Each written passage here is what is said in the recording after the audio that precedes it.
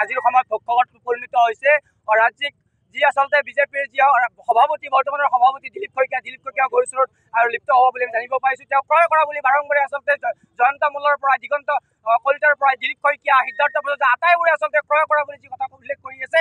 ৰাইজক অন্ধকাৰত ৰাখি আচলতে নীতি বহিৰ্ভূতভাৱে যি আচলতে কাণ্ড কৰিছে আচলতে কোনো ধৰণৰ কোনো পদ্ধতি ক্ৰয় কৰা হ'ব নোৱাৰে। আচলতে মহাচোৰ সৰু সাধাৰণ কেইটামান চোৰক আচলতে গৰু চোৰ ধৰি কেনে মুখ্যমন্ত্ৰীয়ে যি চমক সৃষ্টি কৰা পৰিলক্ষিত হৈছে। এতিয়া খুদ মুখ্যমন্ত্ৰী আচলতে দপ্তৰৰ মন্ত্ৰী এতিয়া গৰু চোৰত পৰিণত হৈছে। তেওঁলোকৰ ওপৰত কোনো ধৰণৰ ব্যৱস্থা গ্ৰহণ কৰা পৰিলক্ষিত হোৱা নাই। তেওঁলোকে পত্নী প্ৰেম দেখুৱাবলৈ গৈ আচলতে তেওঁলোকে ৰাজসাহায্য প্ৰদান কৰা পৰিলক্ষিত হৈছে। জয়ন্ত মল্লৰ পত্নী ৰাজসাহায্য 50 লাখ টকা পোৱা বুলি আমাৰ আচলতে তথ্য ইতিমধ্যে আচলতে ফাদিল হৈছে।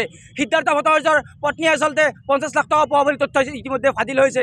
মূল কথাটো হৈছে যে আচলতে প্ৰকৃত হিতাধিকাৰীক বঞ্চিত কৰি যেনেধৰণে আচলতে মন্ত্ৰী আমোলাসকলে নিজৰ পাৱাৰ খটুৱাই নিজৰ আচলতে ক্ষমতা অপপ্ৰয়োগ কৰি তেওঁলোকে লাভ কৰিছে, এয়া দুৰ্ভাগ্যজনক আৰু দুখ লগা কথা। যদি এনেধৰণৰ কাণ্ড হয় সাধাৰণ ৰাইজে আচলতে কি আশা কৰিব এনেধৰণৰ প্ৰতিনিধিৰ পৰাই? আমি আশা কৰিছোঁ এইটো ইয়াৰে বিধায়ক মাননীয় দিগন্ত কলিতা ডাঙৰীয়া এইটো লোকসভা সমষ্টিৰে আচলতে দৰং ওদালগুৰিৰ সাংসদ দিলীপ শইকীয়াৰ লগতে ৰাজ্যিক বিজেপিৰ সভাপতি দিলীপ শইকীয়া তেওঁলোকে নিজৰ দায়িত্ব স্বীকাৰ কৰি জয়ন্ত মল্লৰ নিজৰ দায়িত্ব স্বীকাৰ কৰি তেওঁলোকে দলৰ পৰা আচলতে পদত্যাগ লোৱা দৰকাৰ। তেওঁলোকে দায়িত্ব স্বীকাৰ কৰি তেওঁ দলৰ পৰা আচলতে পদত্যাগ লোৱাটো দৰকাৰ। আৰু এই জেগাতে আমি সুকীয়াই দিছোঁ যুৱ কংগ্ৰেছে কোনো পৰ্যায়ে ইয়াৰ বিৰুদ্ধে যদি কোনো ধৰণৰ ব্যৱস্থা গ্ৰহণ নহয় তেনেহ'লে আগন্তুক সময়ত আমি এনেধৰণে প্ৰতিবাদ সাব্যস্ত কৰি যাম।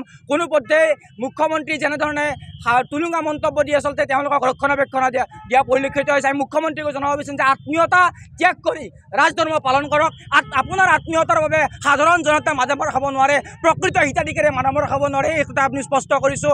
সংবাদ কৰ্মীসকলৰ ওপৰত আচলতে মুখ্যমন্ত্ৰীৰ পৰা আৰম্ভ হৈছে তুলুঙা মন্তব্য কৰাটো, মুখ্যমন্ত্ৰীৰ পৰা আৰম্ভ হৈছে সংবাদ কৰ্মীসকলক আচলতে অশালীন ব্যৱহাৰ কৰাটো।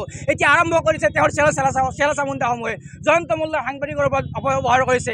সিদিনা মুখ্যমন্ত্ৰী আৰম্ভ কৰিছিল যে চেনেলৰ নাম ঘূৰিছিল এটা সাধাৰণ প্ৰশ্ন কৰাৰ বাবে, আৰু এতিয়া তেওঁলোকৰ চেলা চামুণ্ডাসমূহে সেই মোৰ সাহস পাইছে স্বাধীন প্ৰতিনিধি গোষ্ঠীৰ স্বত্বাধিকাৰৰ ওচৰতো বিভিন্ন ধৰণৰ প্ৰশ্ন আনিছে। সাংবাদিকে প্ৰশ্ন সুধিলে স্বত্বাধিকাৰীগৰাকী প্ৰশ্ন সুধিবলৈ তেওঁ অনুৰোধ জনায়। অতি দুৰ্ভাগ্যজনক লাজ লগা কথা। গণতন্ত্ৰৰ চতুৰ্থ স্তম্ভৰ ওপৰত যি আচলতে মুখ্যমন্ত্ৰীক আঘাত কৰিছে। অসমত যদি এনেধৰণে আচলতে কোনো ধৰণৰ ব্যৱস্থা গ্ৰহণ নকৰে তেতিয়াহ'লে আগন্তুক সময়ত যুৱ কংগ্ৰেছ জংগী আন্দোলন কৰিবলৈ বাধ্য হ'ব।